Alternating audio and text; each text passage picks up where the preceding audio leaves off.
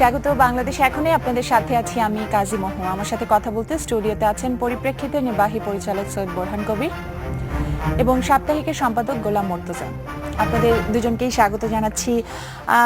রাজনৈতিক বিষয় নিয়ে আসলে আপনাদের সাথে আলোচনা করতে যাচ্ছিলাম। গত পরশুদিন থেকে যে বিষয়টা মানে আলোচনা হচ্ছে, কথা হচ্ছে, সংবাদ মাধ্যমে আসছে, সেটা হলো খালেদা জিয়ার বক্তব্য তত্ত্বাবধায়ক সরকার প্রসঙ্গে। আপনাকে দিয়ে শুরু করি সৈয়দ বোরহান কবির। আমরা দেখেছি যে গত 4 বছরে বেশ একটা কট্টর অবস্থানে ছিল বিএনপি। আমরা অনেকগুলো মানুষ পুড়ে মরে যেতে দেখেছি। তারপরে গতকালকে বক্তব্যটা অনেকেই বলছে এটা হলো সংকট উত্তরণের দিকে বিএনপির এক ধাপ অগ্রসর হওয়া। যদি সেটা হয়ে থাকে, আওয়ামী লীগের পক্ষ থেকে কি ধরনের পদক্ষেপ আশা করেন? প্রথম কথা হচ্ছে যে বেগম জিয়া যেটা বলেছেন গত পরশুদিন যে তত্ত্বাবধায়ক সরকার ছাড়াও অন্য নামে ডাকলেও হবে বা এরকম একটা কথা, সেটা কিন্তু নতুন কথা নয় আমার কাছে। এর আগে বছরখানেক আগে বেগম জিয়া কিন্তু একই রকম বলেছেন যে তত্ত্বাবধায়ক সরকার নামটা যদি আপনাদের সমস্যা হয় তাহলে পরে নামটা বদলে দিন, অন্য নাম একটা দিন। এবং আপনি জানবেন যে প্রথম আলোতে ডক্টর ইমাজউদ্দিন আহমেদ মাস 6 আগে, যিনি বিএনপির একজন থিঙ্ক ট্যাঙ্ক হিসেবে পরিচিত, তিনি একটা সাক্ষাৎকার দিয়েছিলেন। তাতে তিনি বলেছিলেন যে বর্তমান সাংবিধানিক কাঠামোর মধ্যেই একটা নিরপেক্ষ নির্বাচনের ব্যবস্থা করা সম্ভব, একটা নিরপেক্ষ সরকারের অবয়ব দেওয়া সম্ভব।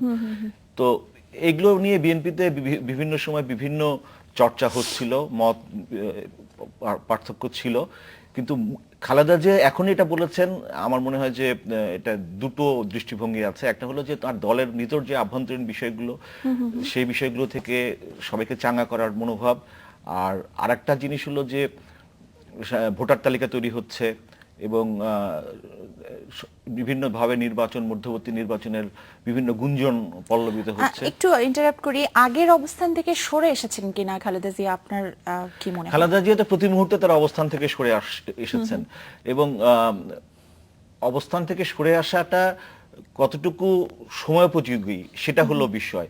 উনি কিন্তু প্রথমে যখন বলেছিলেন যে বর্তমান সংবিধান পরিবর্তন করতে হবে, তারপর উনি বলেছেন সংবিধানের কাঠামোর মধ্যে অবস্থান নেওয়া। আপনারা যদি ধারাবাহিকভাবে গত 4 বছরে তার বক্তব্যগুলো খেয়াল করেন, উনি কিন্তু অনেকবার উনি শিফট করেছেন।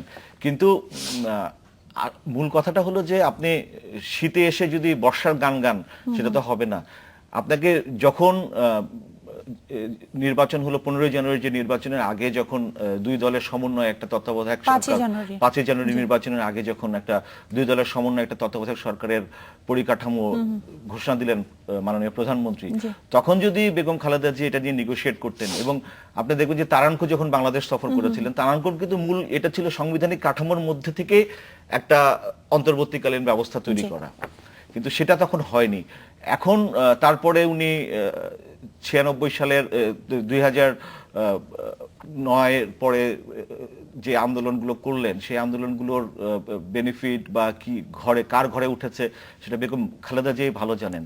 মানে আপনি যদি আপনার এইটুকু কথা আমি যদি ফলাফল টানি, তাহলে এটা আসলে আপনি কি বলছেন যে এটা আসলে সংকট উত্তরণের দিকে উনি এগিয়ে এসেছেন অনেকটা চাপে পড়ে বা অনেকটা পরিস্থিতির সাথে সমঝোতা করে, এরকম কিছু? খাপ খাওয়ানোর জন্যই, ওনার পরিস্থিতিকে মোকাবেলা করার জন্য। জি, আমি একই প্রশ্ন আপনার কাছে, যে ওনাকে প্রশ্ন আমি করেছিলাম যে মূলত উনি যদি এটা সংকট সমাধানের পথে এক ধাপ হয়, আওয়ামী লীগের পক্ষ থেকে আপনি এরকম কিছু আশা করছেন কিনা?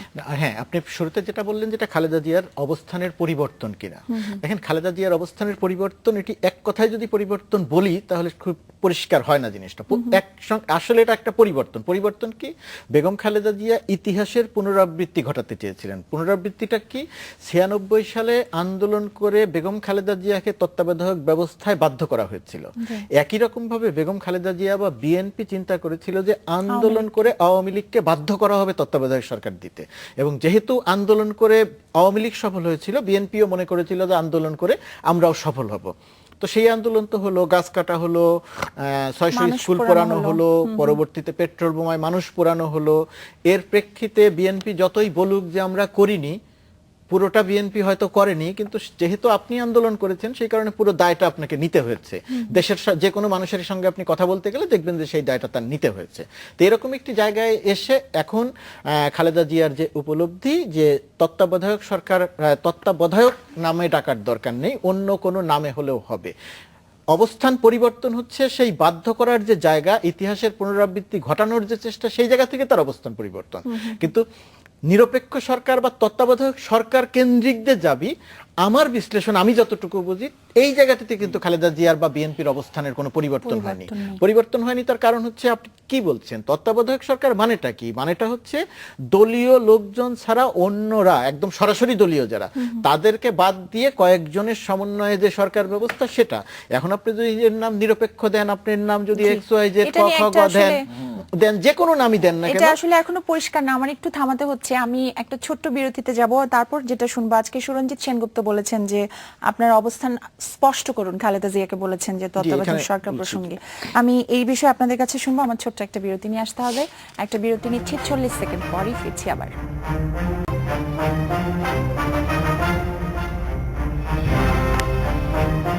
স্বাগত আরো একবার, আপনারা দেখছেন বাংলাদেশ এখন। গোলাম মুর্তজা, যে বিষয়ে কথা বলছিলাম আমরা, আজকে সুরঞ্জিত সেনগুপ্ত ওই কথাটাই বলেছেন, আপনি যেটা বলছিলেন যে তত্ত্বাবধায়ক সরকার আসলে কি ধরনের কি।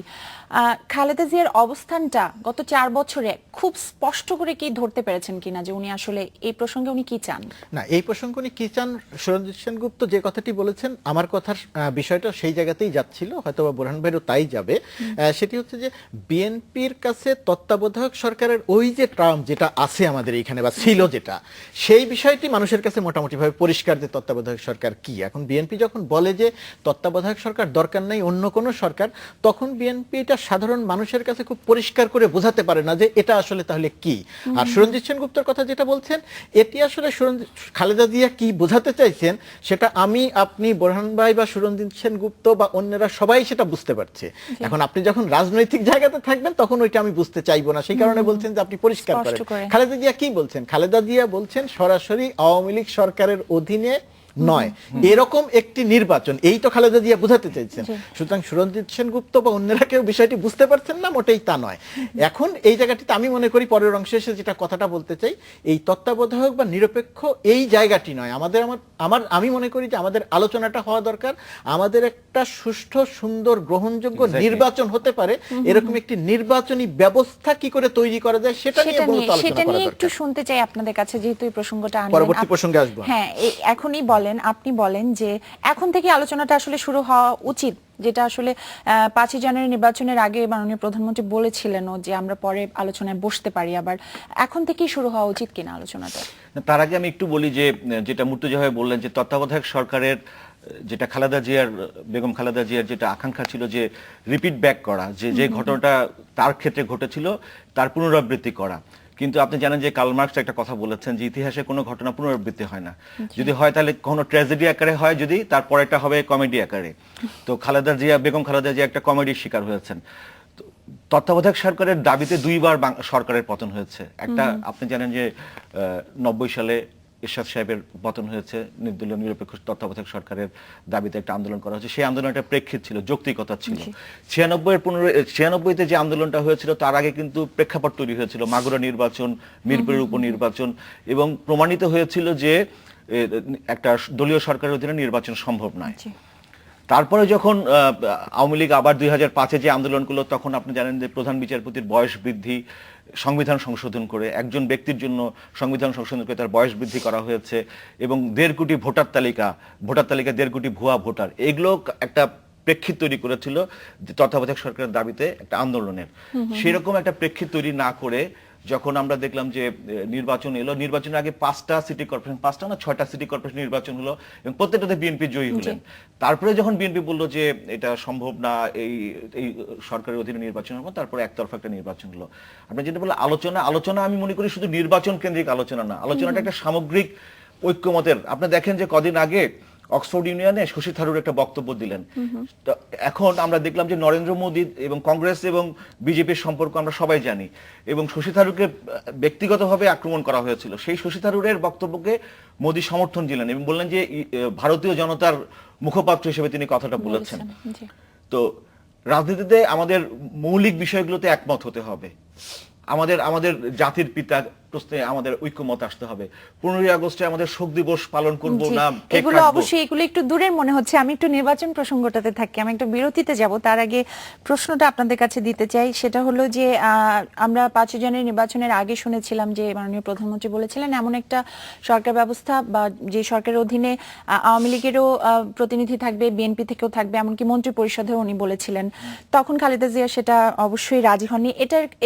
এটা কি এখন আলোচনায় আসতে পারে কিনা, নাকি খালেদা জিয়া রাজনীতিবিদদের উপর আস্থা রাখতে চাইছেন না, উনি চাচ্ছেন যে বাইরে থেকে কেউ আসুক, বা কারা আসতে পারে, এই বিষয়গুলো আপনাদের দুজনের কাছে শুনবো। আমার একটা বিরতি নিতে হবে, একটা বিরতি নিয়ে ফিরছি একটু পরেই, সাথেই থাকুন।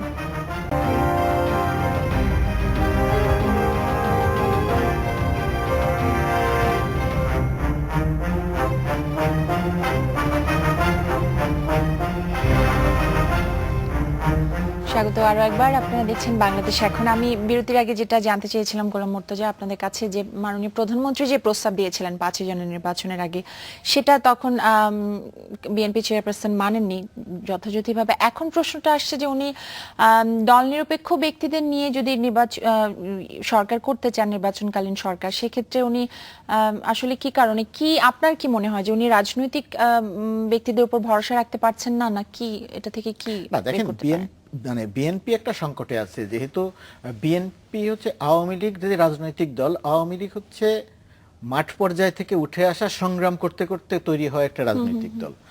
আর বিএনপির রাজনৈতিক দল, বিএনপি হচ্ছে ক্ষমতায় থাকা রাজনৈতিক দল, ক্ষমতায় থেকে তৈরি হওয়া একটা রাজনৈতিক দল। দুটি রাজনৈতিক দলের চরিত্রে আকাশ পাতাল তফাৎ, একেবারেই মিল নেই। যে কারণে 21 বছর আওয়ামী লীগ বিরোধী দলে ছিল, আওয়ামী লীগের অনেক সংকটকাল গেছে, অনেক চড়াই উতরাই গেছে, কিন্তু আওয়ামী লীগ যেহেতু বিরোধী দলে থেকে অভ্যস্ত, মাঠে থেকে অভ্যস্ত, সেই কারণে বিএনপি আওয়ামী লীগ কখনো কষ্ট করে, কখনো একটু ভালো মতো ছিল, টিকে ছিল। আর বিএনপি যেহেতু ক্ষমতার রাজনৈতিক দল, সেই কারণে বিএনপির জন্য বিরোধী দলের এই অভিজ্ঞতা তো আসলে বিএনপির খুব বেশি নেই। থাকলেও সর্বোচ্চ 5 বছর, তার বেশি নাই। মনে করে 5 বছর পরে আমি আবার ক্ষমতায় যাব, তো সেই জায়গাতে যেতে না পারার কারণে একটা সংকটে আছে বিএনপি। এখন বিএনপির যদি ক্ষমতায় যেতে হয়, বর্তমান আঞ্চলিক রাজনীতি, জাতীয় রাজনীতি এবং আন্তর্জাতিক রাজনীতি, বিএনপির একটি বিষয় খুব পরিষ্কার, যে একটা নির্বাচনী প্রক্রিয়ার মধ্য দিয়েই তাকে ক্ষমতায় যেতে হবে। তো সেই জায়গাটিতে যাওয়ার জন্য একটা নির্বাচন দরকার। এখন সেই জায়গা থেকে বিএনপির কথা বলছে, বিএনপি তার দাবি করছে, দাবি করুক, আন্দোলনও করুক, কিন্তু সেই আন্দোলন যেন সহিংস না হয়, সেই আন্দোলনে যেন পেট্রোল বোমা না থাকে, সেই আন্দোলন যেন গাছ কাটা না হয়, এই কেন্দ্রিক আন্দোলন না হোক। সেটা যদি না হয়, তাহলে সেই আন্দোলনের প্রতি আমাদের সমর্থন আছে। সেই আন্দোলন থেকে কি আপনি বলতে পারেন যে বিএনপি অনেকটা সরে এসেছে, মানে অদূর ভবিষ্যতে এ ধরনের কোনো সম্ভাবনা নেই? আমি একটু কোট করতে চাই, বেগম খালেদা জিয়া সেদিনের বক্তব্যে বলেছেন যে কেন আমাদের একে অপরের মুখ দেখা দেখি হবে না, কেন আমরা বসবো না, আমরা একসঙ্গে বসেই সংসদীয় পদ্ধতি সরকার প্রতিষ্ঠা করেছিলাম। এই কথাগুলো সেরকম কিছু ইন্ডিকেট করে কিনা, আপনার কি মনে হয়? না, এখন বেগম খালেদা জিয়া এখন যে কথাগুলো বলছে সেটার প্রেক্ষাপটটা তো সম্পূর্ণ, আপনি জানেন যে গত জানুয়ারি মাসে, ডিসেম্বর জানুয়ারিতে উনি অবরোধ ডাকলেন, অবরোধ ডেকে 60 দিন পর্যন্ত আন্দোলন ছিল, এবং সিটি কর্পোরেশন নির্বাচনের আগ পর্যন্ত এই আন্দোলনের নামে সহিংসতা মানুষ পড়ানো হয়েছে। তারপর এবং এই আন্দোলনের সবচেয়ে বড় জিনিস ছিল যে দুটো জিনিস, একটা হলো যে জনগণ সম্পৃক্ত হয়নি। অনেকেই তত্ত্বাবধায়ক সরকারের অনেক যৌক্তিক দাবি মনে করতে পারেন, অনেকেই মনে করতে পারেন যে তত্ত্বাবধায়ক সরকার হওয়া উচিত, কিন্তু এই রকম আন্দোলনের সঙ্গে মানুষ সম্পৃক্ত হননি, এটা একটা বিষয়। আরেকটা হলো যে এই বিএনপিকে প্রথম সিদ্ধান্ত নিতে হবে যে মৌলবাদী সংগঠন, স্বাধীনতা বিরোধী গোষ্ঠীর সঙ্গে বিএনপির সম্পর্কটা কি হবে। এবং এই মৌলিক প্রশ্ন আপনি যেটা বললেন, যে মুর্তজা ভাইকে যে প্রশ্নটা করলেন যে এখন কি রাজনৈতিক সংলাপ শুরু করা যাবে কিনা বা নির্বাচন হবে কিনা, বিএনপি কি এখন সংলাপের জন্য প্রস্তুত? বিএনপি কি এখন এইটার জন্য প্রস্তুত কিনা, সেটাই হলো প্রথম প্রশ্ন। বিএনপির মধ্যে যে আভ্যন্তরীণ গৃহদাহ এবং আন্তর্জাতিক পরিমণ্ডলে যে জামাতের সঙ্গে সম্পর্ক নিয়ে বিএনপির মধ্যে যে টানাপোড়েন চলছে, সেই টানাপোড়েন থেকে বিএনপিকে আগে নিষ্কৃতি পেতে হবে। তাদেরকে আসলে আগে শত্রু মিত্র নির্ধারণ করতে হবে, ঠিক তাদেরকে, এবং তাদের নিজেদের আদর্শিক, যে কোনো আন্দোলনে একটা আদর্শ থাকতে হয়, সে যে আদর্শই হোক। শুধু ক্ষমতায় যাওয়ার জন্য যদি আপনি আন্দোলন করেন, সেই আন্দোলন যে সফল হয় না, ইতিহাসে ভুরি ভুরি প্রমাণ আছে। সর্বশেষ বিএনপির 2 বছরের 2টো আন্দোলন তার বড় প্রমাণ। কাজে একটা আদর্শিক ভিত্তি দাঁড় করাতে হবে আন্দোলনে, একটা যৌক্তিক ফ্রেমওয়ার্ক তৈরি করতে হবে, যে এই কারণে আমি এই সরকারের পতন চাচ্ছি। সেটা বিএনপি জনগণের কাছে উপস্থাপন করতে পারেনি, বরং বিএনপির সংশ্লিষ্টতা জামাত শিবিরের সঙ্গে, এই দেখেন 29 তারিখে সালাউদ্দিন কাদের চৌধুরী রায় দিলে বিএনপির অবস্থান কি, এই যুদ্ধাপরাধের বিচারের ব্যাপারে তার অবস্থান কি, জামাতের সাথে তার সম্পর্ক কি, এই বিষয়গুলো যতক্ষণ পর্যন্ত পরিষ্কার না হবে ততক্ষণ পর্যন্ত বিএনপির পক্ষে আন্দোলন, সংলাপ বা ক্ষমতায় যাওয়ার রাজনীতি কোনোটাই সম্ভব না, এবং নির্বাচনেও দ্বিধাদ্বন্দ্ব বিএনপির থেকে আমি একটু আবার বিএনপির প্রসঙ্গ চলছে, আমি আওয়ামী লীগের একটা প্রসঙ্গে আসতে চাই। সেটা হলো যে 5 জানুয়ারি নির্বাচন আমরা দেখলাম, তারপর সিটি কর্পোরেশন নির্বাচন দেখলাম।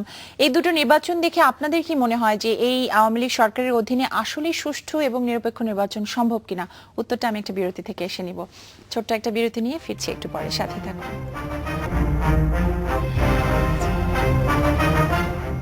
স্বাগত আরো একবার। আমি বিরতির আগে যেটা জানতে চেয়েছিলাম যে আমরা 5 জানুয়ারি নির্বাচন দেখেছি, সিটি কর্পোরেশন নির্বাচন দেখেছি একদম সাম্প্রতিক অতীতে। এরপরে এই সরকারের অধীনে আসলে যেটা বিএনপি বলতে পারছে না বা বলতে চাইছে না, এই সরকারের অধীনে কি আমরা একটা সুষ্ঠু নিরপেক্ষ নির্বাচন আশা করতে পারি কিনা? দেখুন, 5 জানুয়ারি নির্বাচনে যদি বিএনপি অংশগ্রহণ করত তাহলে এই নির্বাচনের প্রেক্ষাপটটা সম্পূর্ণ অন্যরকম হতো। তখন এরকম একটা নির্বাচন, এরকম এখানে তো 2/3 আসনে কোনো ভোটই হয়নি, যেখানে যেখানে কিন্তু সিটি কর্পোরেশন নির্বাচনে অংশ সিটি কর্পোরেশন নিয়েছিল নির্বাচনে যখন বিএনপি, যতক্ষণ পর্যন্ত বিএনপি ছিল ততক্ষণ পর্যন্ত কিন্তু এই নির্বাচনটা মোটামুটি একটা গ্রহণযোগ্য নির্বাচন ছিল, এবং আপনি জাতীয় এবং আন্তর্জাতিক পর্যবেক্ষকরা সবাই এই কথাটা বলেছেন। যখন দুপুর 12টার সময় হঠাৎ করে বিএনপি বলল যে প্রথমে চট্টগ্রামে, তারপরে ঢাকায় বলল যে আমরা এই নির্বাচন থেকে সরে দাঁড়ালাম, এবং আপনি পরে যদি ভোটের হিসাবটা দেখেন যে পর্যন্ত 12টা পর্যন্ত বিএনপি যতক্ষণ পর্যন্ত ছিল, যে পরিমাণ ভোট পেয়েছে এই নির্বাচনটায়, আমার ব্যক্তিগত মতামত, বাংলাদেশের সাধারণ নাগরিক হিসেবে আমি মনে করি যে বিএনপি ওইভাবে যদি প্রত্যাহার না করে, বিএনপি যদি নির্বাচনে লেগে থাকতো এবং থেকে যদি শেষ পর্যন্ত নির্বাচন করত, তাহলে পরে নির্বাচনের ফলাফল কি হতো আমরা এখন প্রেডিক্ট করতে পারি না। কাজেই তার আগে বিএনপি কিন্তু 5টা নির্বাচন করেছে, এবং সর্বশেষ গাজীপুরের যে নির্বাচন হয়েছে সেখানেও কিন্তু বিএনপি একই কায়দায় বলেছিল যে নির্বাচনে কারচুপি হচ্ছে, ব্যালট ছিনতাই করা হচ্ছে, কিন্তু বিএনপি সরে দাঁড়ায়নি। যখন সরে দাঁড়াবে তখন কিন্তু ভোটারদের মধ্যে একটা আগ্রহ, সেক্ষেত্রে দায়ভারটা আপনি আসলে বিএনপির উপরেই দিতে চাচ্ছেন যে তারা বিএনপিকে দিতে চাই। আমি মনে করছি যে এটা বিএনপির কৌশলগত ভুল।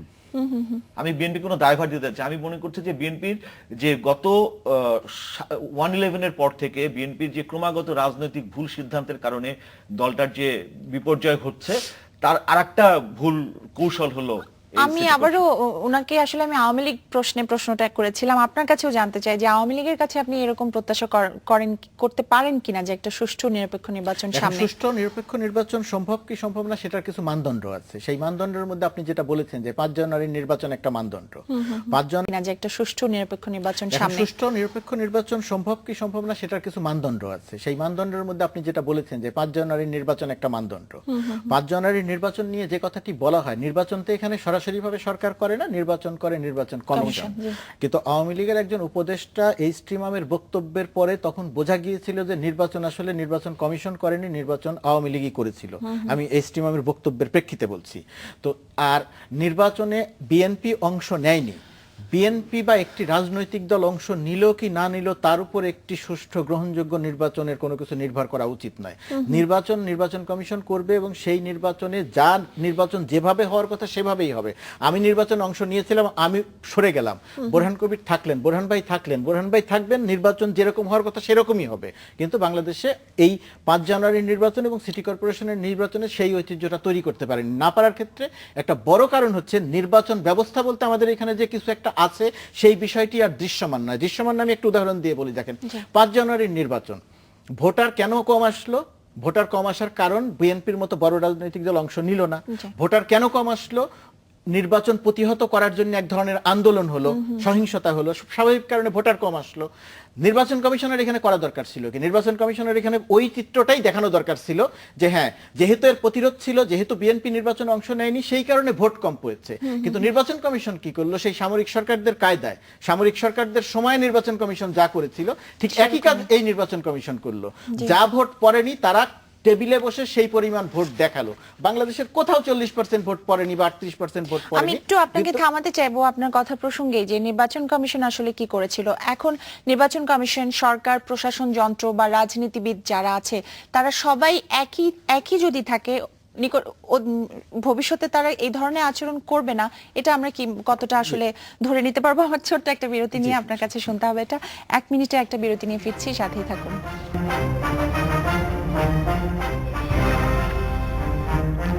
স্বাগত আরো একবার। আপনি যেটা বলছিলেন বিরতির আগে, নির্বাচন কমিশন, প্রশাসন যন্ত্র, রাজনীতিবিদ হ্যাঁ। সবাই কিভাবে আসলে এগুলো মেনে চলবে আপনার কি না, মনে হয়? মেনে চলবে বলতে আমি বলছিলাম যে একটা নির্বাচন ব্যবস্থা করার জন্য যে একটা ব্যবস্থা থাকতে হয়, একটা নির্বাচন কমিশন থাকতে হয়, সেটা দৃশ্যমান হয়নি। 5 জানুয়ারির পর থেকে যে নির্বাচনগুলো হয়েছে সেটা দিয়ে দৃশ্যমান হয়নি।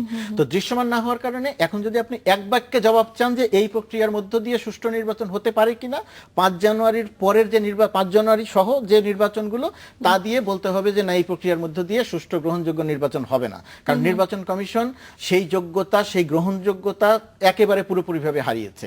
এই জায়গাটিতে আমার বক্তব্য যেটা, যে তত্ত্বাবধায়ক সরকার, নিরপেক্ষ সরকার, এই আন্দোলনের ধরনটা এটা না হয়ে আন্দোলনের ধরন হওয়া দরকার কি করে একটি সুষ্ঠু নির্বাচন করা যায়, আমাদের নির্বাচনী ব্যবস্থাটা কি হবে, যে নির্বাচন কমিশনাররা কি দায়িত্ব পালন করবে, সেই নির্বাচন কমিশনাররা কতখানি দায়িত্ব পালন করবে।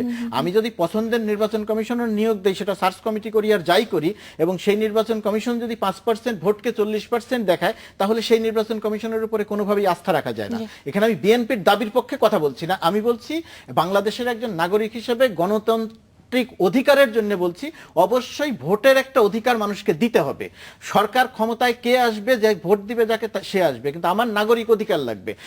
বিএনপি নির্বাচনে অংশ নিবে না এই কারণে আমার ভোটাধিকার থাকবে না, এরকম এটা নির্বাচন কমিশন হতে আমরা পারে দেখতে না। চাই না। আপনার বক্তব্যটা শুনতে চাইবো এই না, বিষয়ে। আমাদের দেশে হয়েছে কি, ঐতিহ্যগতভাবে নির্বাচনটা একটা উৎসব, আমাদের দেশে একটা ফেস্টিভ অবশ্যই। হয়। এবং যখন দেখা গেছে, আপনি যদি দেখেন যে নির্বাচনগুলোতে সব দল অংশগ্রহণ করেছে, সেই নির্বাচনের চেহারাটা একরকম ছিল, আর যে নির্বাচনগুলোতে কোনো ভোটারবিহীন নির্বাচন ছিল, কোনো দল অংশগ্রহণ করেনি, সেই নির্বাচনগুলো একরকম ছিল। আপনি যদি দেখেন যে 88-এর এরশাদ আমলে যে নির্বাচন, সেই নির্বাচনে কোনো রাজনৈতিক দল অংশগ্রহণ করেনি। সামরিক সরকারের সময় নিশ্চয়ই আপনি তুলনা করবেন না। তখন তো সামরিক সরকার না, তখন তো সামরিক সরকার না। জি। আপনি 96-এর 15 ফেব্রুয়ারি যে নির্বাচন, সেই নির্বাচনের চেহারা, আর 96-তে যখন জুনে যে নির্বাচন হলো, সেই নির্বাচন একরকম না। সো আমি মনে করি যে নির্বাচনের একটা প্রধান শর্ত হলো যে সকল রাজনৈতিক দলের অংশগ্রহণ। সকল রাজনৈতিক দলের অংশগ্রহণ হলে কতগুলো জিনিস আপনি ঠিক হয়ে যায়। নির্বাচন কমিশন কশাস হয়, প্রশাসন চিন্তা করে, নিরপেক্ষ থাকে। আপনি যে জন্য কিন্তু আমাদের দেশে তত্ত্বাবধায়ক সরকারের দাবিতে অনেক পপুলার। যখন সব দল অংশগ্রহণ করে, তখন কিন্তু কতগুলো রাষ্ট্রযন্ত্রের কতগুলো অনুষঙ্গ অটোমেটিক্যালি ঠিক হয়ে যায়, যে তারা তখন ভয় পায়, একটা চেক অ্যান্ড ব্যালেন্স তৈরি হয়। তো 5 জানুয়ারি নির্বাচনে যেটা, আমি নির্বাচন কমিশনের যতটা দোষ, তার চেয়ে দোষ হলো যে পুরো ব্যবস্থার চেক অ্যান্ড ব্যালেন্সটা নষ্ট হয়ে গিয়েছিল, যার ফলে কোন কোন জায়গায় কিন্তু নির্বাচন কন্টেস্ট, আপনি যদি ঢাকার লালবাগের সিটটার কথা দেখেন, সেখানে আমরা জানি যে এখানে 67 থেকে 68% ভোট হয়েছে, এবং সেখানে হাজী সেলিম এবং স্বতন্ত্র প্রার্থী হিসেবে বিজয়ী হয়েছেন আওয়ামী লীগের প্রার্থীর বিরুদ্ধে। যে জায়গাগুলোতে ওইরকম প্রার্থী ছিল, নির্বাচন ব্যাপারটাই বাংলাদেশে একটা প্রতিদ্বন্দ্বিতার ব্যাপার। এখন যদি প্রতিদ্বন্দ্বিতাহীন হয়, আপনি দেখবেন যে একটা প্রবণতা হয়েছিল 5 জানুয়ারি নির্বাচন আগে প্রার্থীদেরকে বসিয়ে দিয়ে বিনা প্রতিদ্বন্দ্বী নির্বাচিত হওয়ার হিড়িক। তো এখানে নির্বাচন কমিশন কি করবে? এবং আমি এরকম অন্তত 100টা সিটে হয়েছে যেখানে অন্য প্রার্থীদেরকে টাকা পয়সা দিয়ে বিনা প্রতিদ্বন্দ্বী নির্বাচন হয়ে গেছে। তো ভোটের অধিকার তো ওটাতেও হরণ হলো। জি। পুরো ব্যাপারটা হলো রাজনৈতিক নির্বাচনটা, রাজনীতি। আমি শেষ যেটা বলতে চাই, রাজনৈতিক দলের ব্যাপার, এবং রাজনৈতিক দল যত সম্পৃক্ত হবে, যত সক্রিয় হবে, তত নির্বাচন ব্যবস্থা ভালো হবে। আমি আপনাদের এই কথাগুলোর প্রেক্ষিতে আপনাদের কাছে আমি জানতে চাইবো যে কি ধরনের আপনাদেরকে যদি আমি ইন্ডিভিজুয়ালি বলি যে সাজেস্ট করেন কি ধরনের সমাধান হতে পারে, নির্বাচন কমিশনই যদি স্পেসিফিক্যালি ধরেন, সেটা আপনাদের কাছে শুনতে চাইবো। একটা বিরতি নিয়ে আসতে হবে আমার, ছোট্ট একটা বিরতি নিয়ে ফিরছি একটু পরে, সাথেই থাকুন।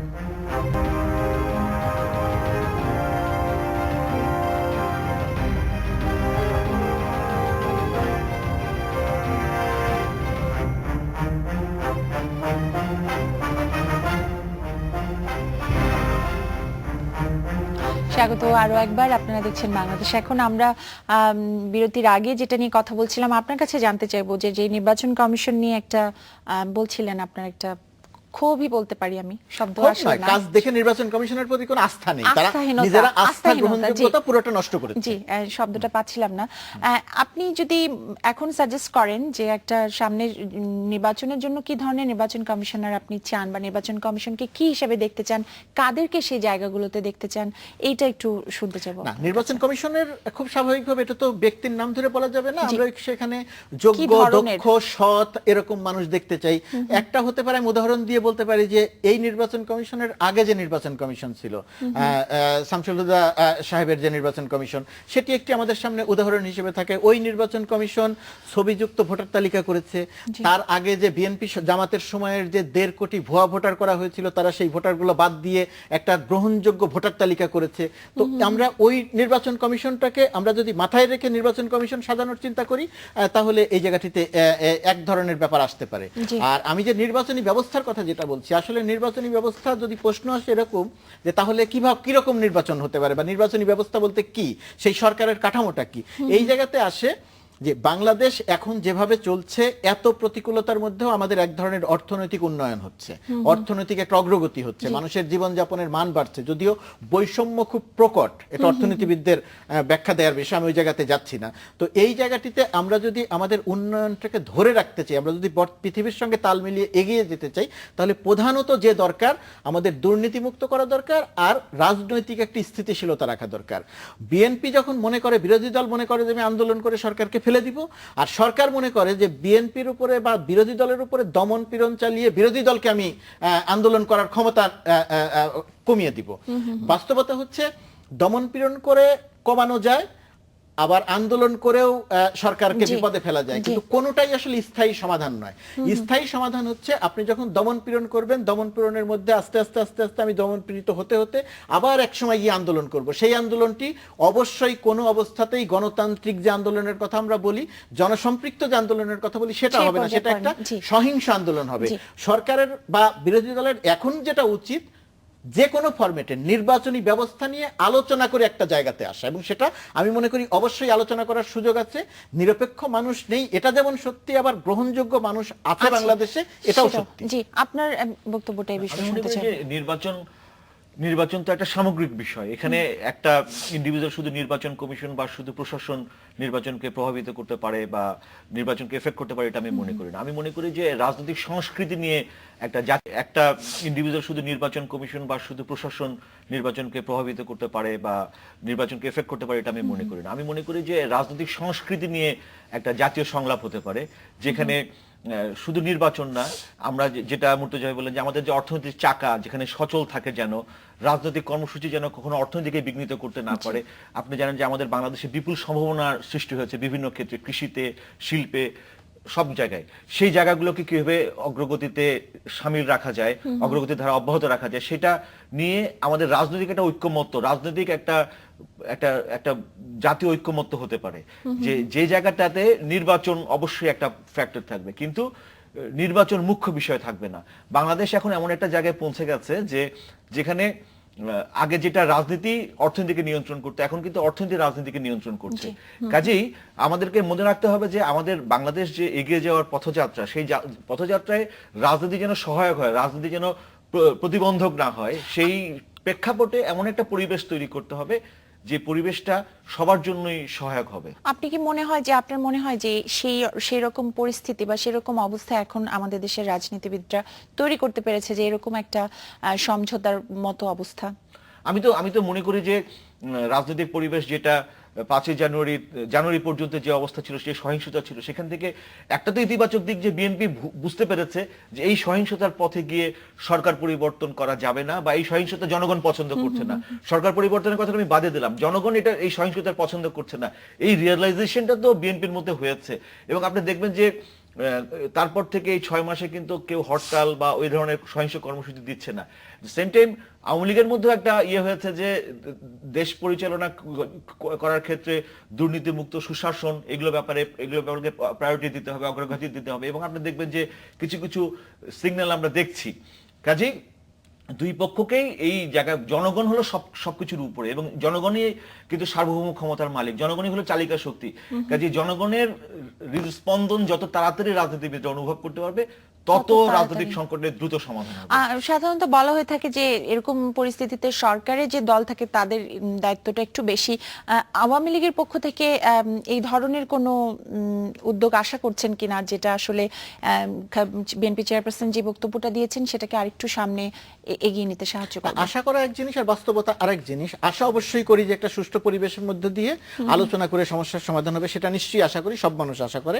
কিন্তু বাস্তবতা সরকার আসলে ওই জায়গার মধ্যে মধ্যে নাই, সরকার মনে করছে যে তার কোনো সমস্যা নেই, সে মোটামুটিভাবে সুবিধাজনক শক্তভাবে অবস্থানে সুবিধাজনক অবস্থানে দেশ পরিচালনা করছে, সেই জায়গাতে থাকার চিন্তা করছে। আর আপনি যে কথাটি বলছেন যে বাংলাদেশের, আমি শুরুতে যেটা বললাম যে দুটি রাজনৈতিক দল আওয়ামী লীগ আর বিএনপি, এই দুটি রাজনৈতিক দলের মধ্যে কোনো তুলনা হয় না। দুটি রাজনৈতিক দল সম্পূর্ণ আলাদা, জি। দুইজন নেত্রীর মধ্যেও কোনো তুলনা হয় না, দুইজন নেত্রীর অবস্থানও আলাদা। তা আমি বলছি যে যে রাজনৈতিক দলটি আসলে বাংলাদেশে আসলে মূলত রাজনৈতিক দল হচ্ছে বাংলাদেশ আওয়ামী লীগ, তো সেই রাজনৈতিক দলটি এখন নেতৃত্বে আছে, দেশ পরিচালনা করছে। যে রাজনৈতিক দলটির নেতৃত্বে বাংলাদেশের সব মানুষকে সঙ্গে নিয়ে মুক্তিযুদ্ধ হয়েছে, অল্প কয়েকজন গোলাম আজমরা ছাড়া, রাজাকার ছাড়া, দেলোয়ার হোসেন সাইদি বা সাকা চৌধুরী যে কয়েকদিন পর, 2 দিন পরে যার রায় হবে, তারা ছাড়া। তো সেই দলটি যখন ক্ষমতায় আছে, স্বাভাবিকভাবে আমাদের প্রত্যাশা বেশি যে আপনারা বোমা, সন্ত্রাস, পেট্রোল বোমা, গাছ কাটা এরকম পরিবেশ তৈরি করছে, সেটাকে অবশ্যই দমন করেন, কিন্তু ওই রকম পরিবেশ যাতে না আসে সেটার জন্য আওয়ামী লীগের কাছে এই প্রত্যাশা। এই বিষয়টি আপনারা যদি আন্তরিকভাবে চান, অবশ্যই এটি আলোচনা করে সমাধান করা যায়। একটু ইন্টারাপ্ট করতে চাই, আমার এই প্রসঙ্গে মনে পড়লো যে গত কিছুদিন ধরে বিএনপির পক্ষ থেকে একটা অভিযোগ অনেকবার করা হয়েছে যে আওয়ামী লীগ তাদের জোট ভাঙার চেষ্টা করছে, এমনকি বিএনপির দল ভাঙারও চেষ্টা করছে। আওয়ামী লীগের মতো একটা রাজনৈতিক দল থেকে এই ধরনের কোনো কিছু আশা করেন কিনা, নাকি মনে করেন এগুলো রাজনীতিরই একটা অংশ? 5 জানুয়ারির নির্বাচনটি হয়েছে আমাদের এখানে, সামরিক সরকার ষোলোর সময়ে যে নির্বাচন হয়েছে সেটি একটি আওয়ামী লীগের জন্য একটা কলঙ্কজনক ঘটনা। আর এই যে দল ভাঙার যে কালচার, এই দল ভাঙার কালচার হচ্ছে সামরিক সরকারগুলো দল ভাঙে, তার কোনো দল থাকে না, বিভিন্ন দল থেকে ভাঙিয়ে নিয়ে, জিয়াউর রহমান যেভাবে বিএনপি করেছে অনেকগুলো দল করে, এরশাদ যেভাবে জাতীয় পার্টি করেছে। আবারও বলছি যে আওয়ামী লীগ যে রাজনৈতিক দল, সেই আওয়ামী লীগের আসলে দল ভাঙতে হয় না, কিন্তু ক্ষমতায় থাকলে বিভিন্ন মেকানিজম থাকে, নানা রকমের সংস্থার তৎপরতা থাকে, তার উপরে সরকারের নির্ভরশীল হয়ে যেতে হয়। সেইটার কারণে এই যে আপনি দল ভাঙার গুঞ্জন শুনছেন, আমি মনে করি কোনো অবস্থাতেই এই দল ভাঙা কেন্দ্রিক কোনো জায়গাতে আওয়ামী লীগের ওই ফাঁদে পা দেওয়া উচিত নয়। কারণ দল ভেঙে, আওয়ামী লীগের ক্ষেত্রেও প্রমাণ হয়েছে, দল ভেঙে কোনো আওয়ামী লীগের কোনো ক্ষতি হয় না, দল ভেঙে বিএনপির কোনো ক্ষতি হবে না, আওয়ামী লীগের কোনো লাভ হবে না। একটা দল ভেঙে ফেলা যায়, কিন্তু সেই দলের অনুসারী বা তাদের যে রাজনৈতিক আদর্শ সেটা কি কোনোভাবে লাভের কথা বলি যে বাংলাদেশে এই দল ভাঙার সংস্কৃতি তো অনেক পুরনো। যে আপনি খালেদা জিয়া যেখানে থাকবে, বাকি সবাই যদি আরেকটা দল করে শুধু খালেদা জিয়াকে রেখে, তাহলে খালেদা জিয়াটাই হবে বিএনপি। আওয়ামী লীগের ক্ষেত্রেও তাই, আওয়ামী লীগের ক্ষেত্রে শুধু শেখ হাসিনা যেখানে থাকবে, বাকি সবাই যদি চলে যায়, প্রমাণ হয়েছে, বিভিন্ন সময় প্রমাণিত হয়েছে।